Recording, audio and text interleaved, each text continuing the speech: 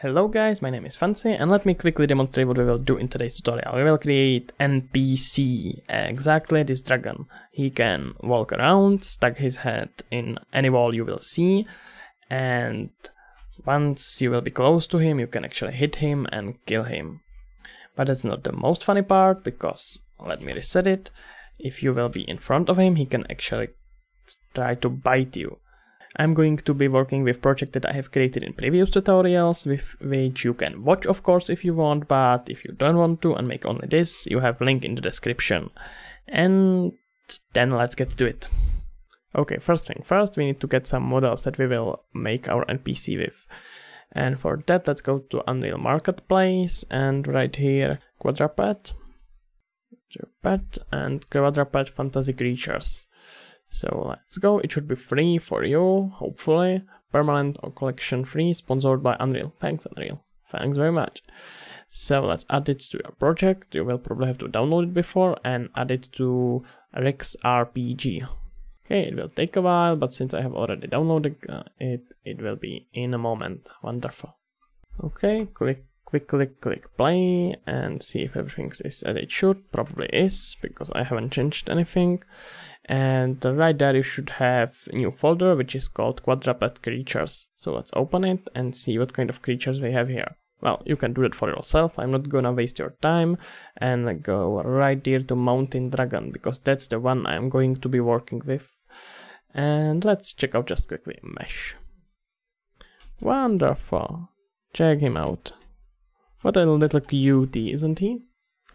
Okay, and we will be working in this folder, so let's create a new blueprint class. And we are going to call, it is going to be character, and let's call it NPC underscore enemy. Okay, open it. To compile, add component, and add skeletal mesh. Compile, and we need to add here our dragon. Okay, it's called mountain dragon, I suppose, yes, and it's quite huge. Let's see how it will look like in the scene, but I'm afraid it will be, yep, kinda like that. Honestly, I trust Rick, but I'm not really sure if he will able to defeat that. So what I will do is to go back to viewport, click on our dragon and set scale to 0.3, let's say. That sounds fair. Okay, bring it a little bit down so his feet are touching the ground. That's about right. And now he looks like he may be even defeatable, which is exactly what we want from our NPC. Okay, that's about it. Last thing we need to do is to get our capsule component and scale it a little bit. Oh no, that was way too much. What about 50? Okay, not 90, and primary scale our radius. About 90 per 90. It's not capsule anymore, but it will work. So now we need to create animation blend. Let's go here to animation blend, and only one way we'll need is animation blend 1D. So let's click on it and try to open it, and it doesn't work. Okay, it finally worked. Don't ask me why, this is probably just a bug. Thing that helped me was to save several times this project and then clicked around. After that I have simply created animation space 1D. Okay, now we can open it and work with it. Anyway, first thing we need to do, which I have already done, but you can quickly modify it as well, is to go to our NPC enemy, character movement, and set up our movement, walking. The maximum walking speed set to 400, because we don't want him to walk too fast, otherwise he can catch us and kill us, and all this funny stuff that dragons usually do. Anyway, let's open a new blend space 1D and add here some animations. Right there we have only horizontal axis, let's call it speed, and set maximum axis velocity to, oh no, it's value, not velocity, that will come later, to 400, because that's our maximum walking speed. And if we are talking about animations, let's add here some To the left on 0, let's add animation idle or idle look around. It's up to you. 0. And on the right for harden, let's add walk. Let's try walk RM. What it will do? No, we can't use walk RM. We have to use simply walk, because we need to be walking in space, which is exactly what it's doing right now. Okay, save it and close it. Now let's rename it, of course, because we don't want to be messy, right? And let's call it walk. We can use slash, underscore, or just dot. Okay, underscore as you wish. Scroll idle. Great, and now let's create animation blueprint finally. As mesh, we will of course use mountain dragon and call it anim underscore drago. You know what, that's not actually a really good idea. I would love to call him Drago, but let's call it NPC enemy, so we know actually what we are working with. Okay, open anim NPC enemy and go to anim graph, which you should write, which value should write be.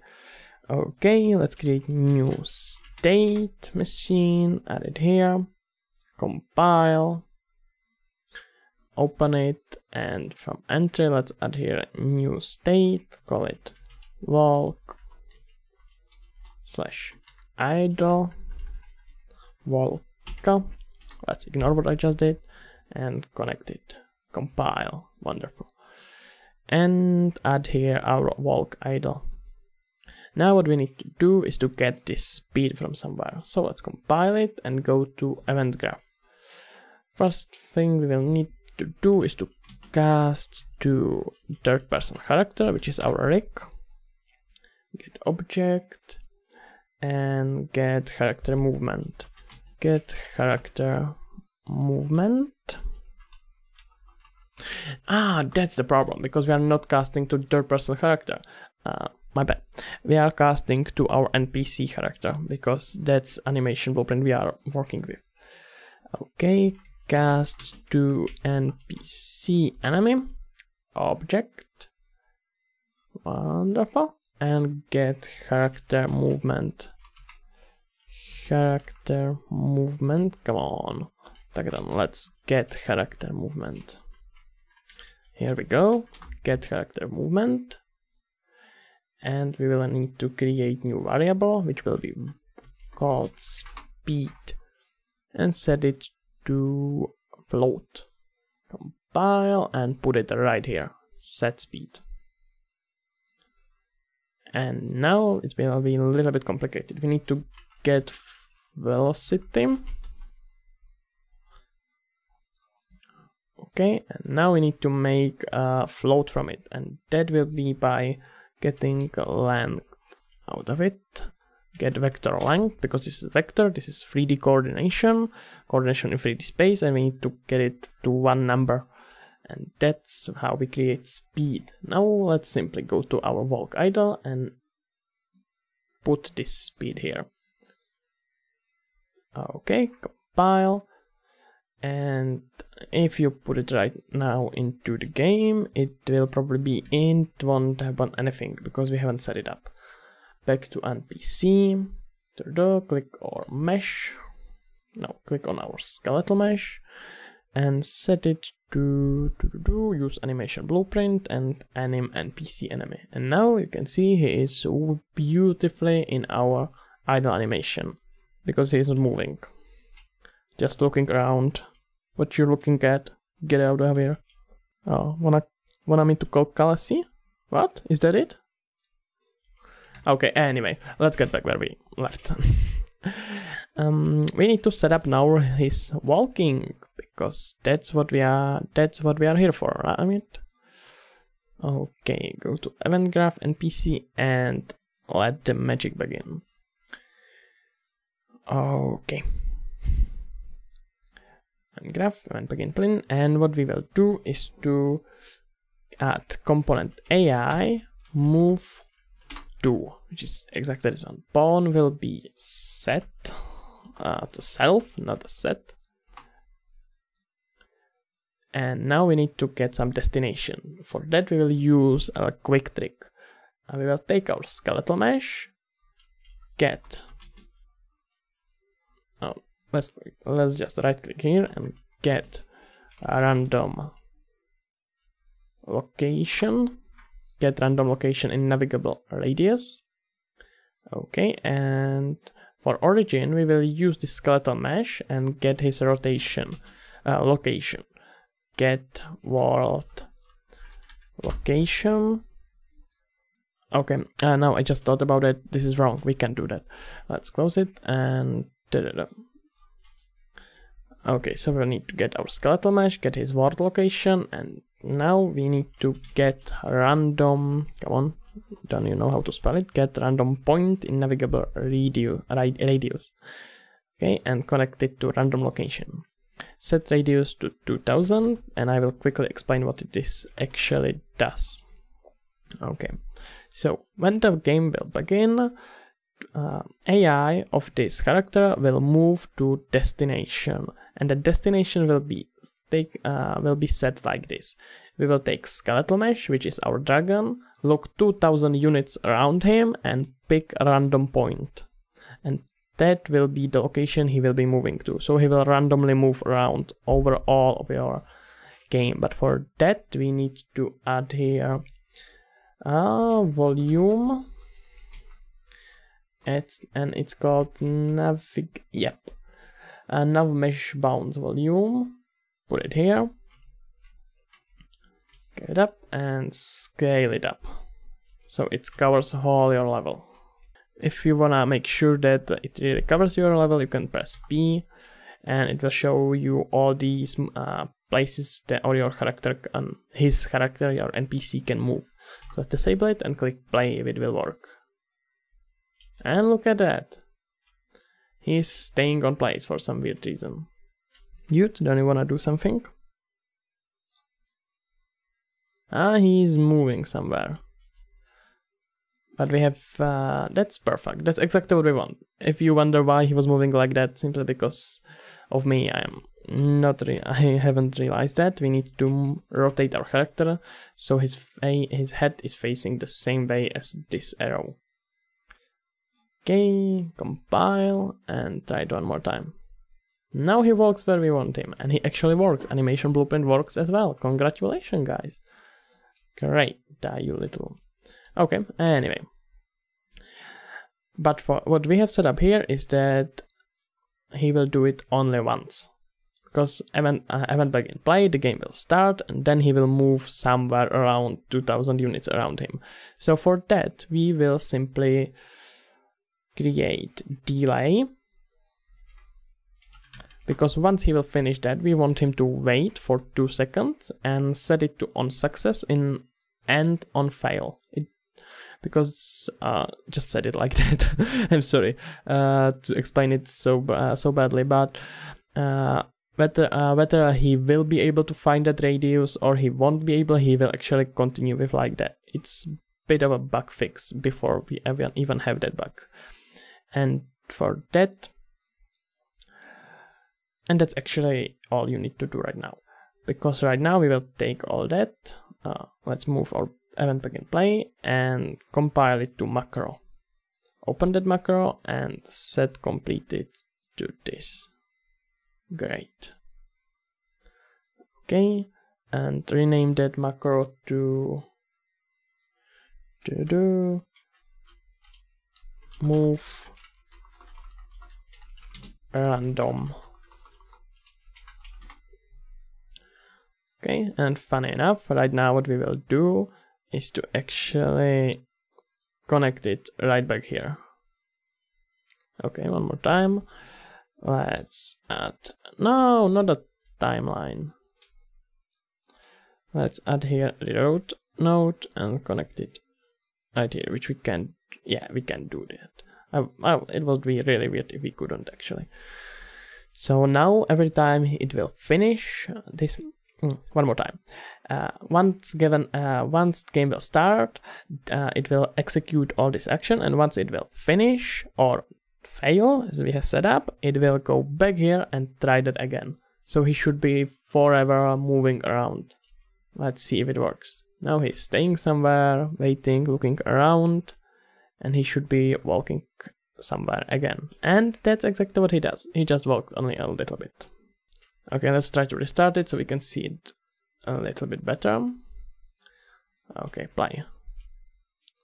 Now he goes somewhere, waits for 2 seconds, hey mate, and goes somewhere else.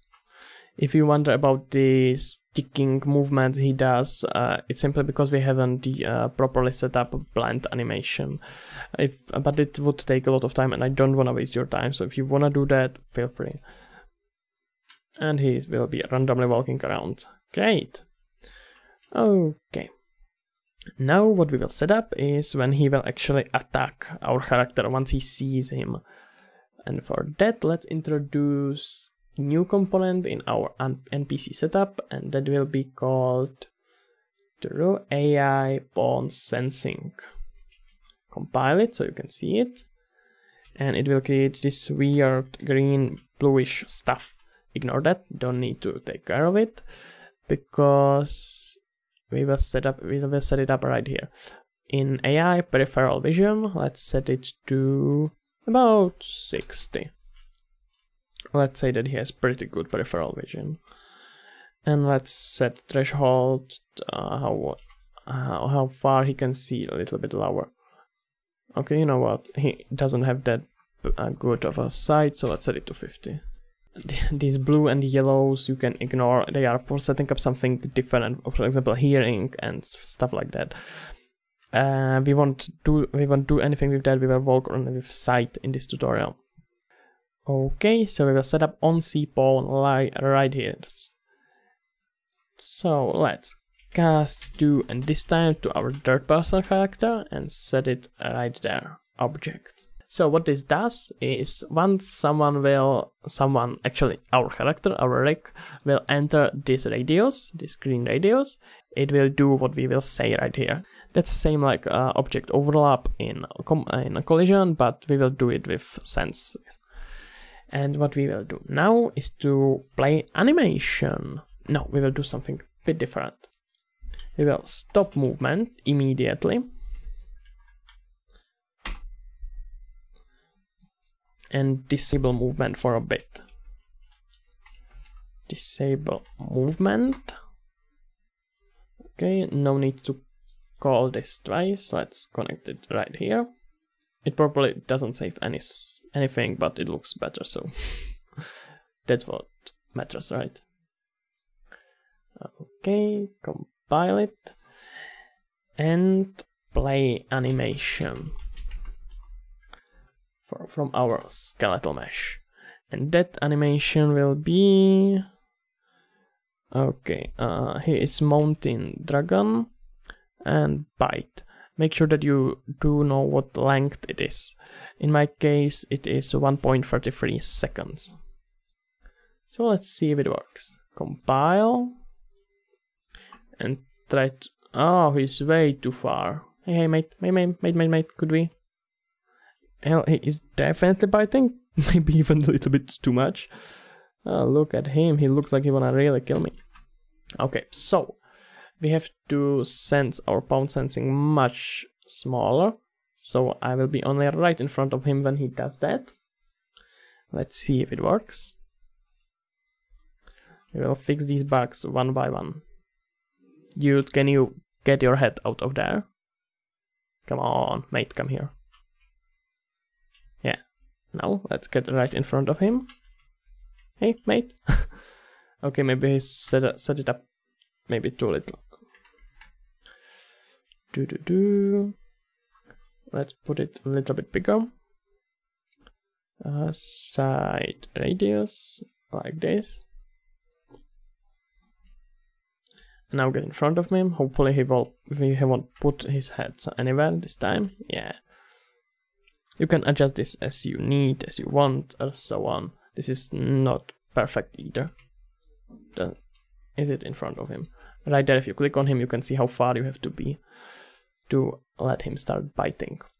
So once he does that, we will set delay for 1.33 seconds, because as we discovered, that's how long our animation is. And then we will actually enable our movement again. Set movement enabled, set movement mode probably, yes, and set it to walking. And one more thing, we need to set our animation blueprint again. So set animation mode for skeletal mesh and use animation blueprint, because right there when we played this animation, that byte, he actually changed that he's using animation blueprint, which we have by basic done right there. We need to turn it on again, right like this. I know it's a bit complicated, but it's actually same thing again. We right there we stop his movement, disable animation, play one animation, wait for a bit, and then enable everything again. It shouldn't be that hard, hopefully. Okay, let's play it and see if it works. Let's get in front of him. He tries to bite us, and he goes somewhere else. Hey mate, could you wait for a moment? Yeah, as you can see, he's still rotating everywhere. For that, we will need to disable this move random once this will play. So for that, we will create new variable called attack and set it to true right there before we even cast to our third person character. And let's try to add branch, whatever, right here. Jesus, sorry about my pronunciation. I'm really trying to do everything I can with that. No, I think that you understand what I want to do. Oh, no. Okay, one more time. Let's create branch. And add here that attack. And if it's true, we don't want to do anything. No, we actually won't. If it is true, we want to add delay for those 1.33 seconds and then go to right here to repeat it again. So he will bite only once and then go somewhere else. But if it's false, which is your basic state, because he's not attacking, it will go right here. It won't wait. And again, let's try to make it a little bit clearer. Now, hopefully it makes sense right now. I have explained it, so hopefully it does. And let's see. Okay, hey mate, he tries to bite me several times, so I will get out of his sight. And he moves again. And stuck his head somewhere. We will try to make him bite only once. And for that we will add here branch. I should really figure out how it is pronounced. Okay, compile. Okay, I'm sorry about that. I'm right back here. I have set up simple code so it actually bites only once. Once he will sense him, we will add here branch. And as condition, we will use our attack, which we set up here. So if he sense spawn, he will firstly ask, is attack enabled? If it is enabled, he won't do anything. But if it is not, he will enable it and then continue with the rest of the code. And by the end of the code, I have set attack to disable again. So he actually can finish it. So he can actually do all that again. Let's try to see how it looks. Okay, hey mate, you there? He sees me, tries to bite. And then go somewhere else. The important thing is that he actually finishes the animation before he leaves. And last thing, we will set up something that will kill this dragon. I know you are all waiting for that. And we will of course kill him with this X of Rick. But for all that, we will start with NPC enemy, because we need to set it in our animation blueprint. So I'm in a new state, walk idle, and I will create new state, which will be called dead. And this time we will set up only one way there, because there is no coming back from that. Open that and add here dead. I had it there, I know, but you know. Let's use that and connect it. Okay, back to new state machine. Open this and promote results to variable. And the variable will be called, the name is that question mark, no, without question mark. Okay, and we will set it up in event graph, but firstly we will actually need to tell the game when is our character dead. So for that, let's click on our rig, third person character, and pause it. Pause his animation. Okay, but even before that, let's go to our compile, let's go to our NPC enemy and create new variable, which will be called is dead. Compile. And now what we will do is to create new collision in our third person character, box collision, and make sure that it's under X and set parent socket to root.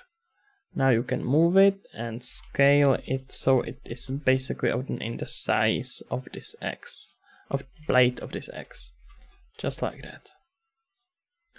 Okay, compile.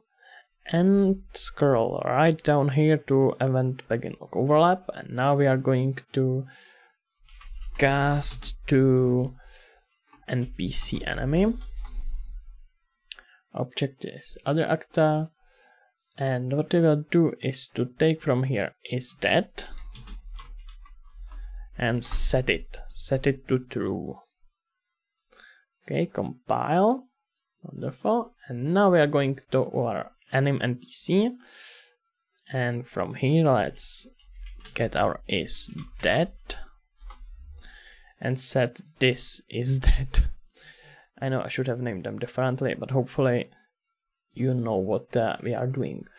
To quickly repeat it, in this third person character, once this X collision, this collision that is connected to this X will touch this NPC, it will set variable is dead to true, and for that it will go to our new state machine, and from Valk idle it will go straight to dead. And he shouldn't be able to come back from there because there is no arrow. Okay, and let's enable animation again. Compile and see what we can do. Okay, let's just touch him with it. Come on, mate. I touched him with... Okay, yes, it's doing, I'm afraid, exactly what you would expect it will do, because we have actually set it up so he is going to the animation as we have seen, but he is still executing all that. So we will need to add branch here, and here we go again, right? Branch. And set it to is dead. Get is dead, and if it's true, we don't want him to do anything, so we will change it and set it to false. If it's false, which is its basic stage, it will execute it just as we had it until now. And let's take that branch and set it here as well before move random, because we don't want him to move once he will be dead, of course. That would be quite unpractical.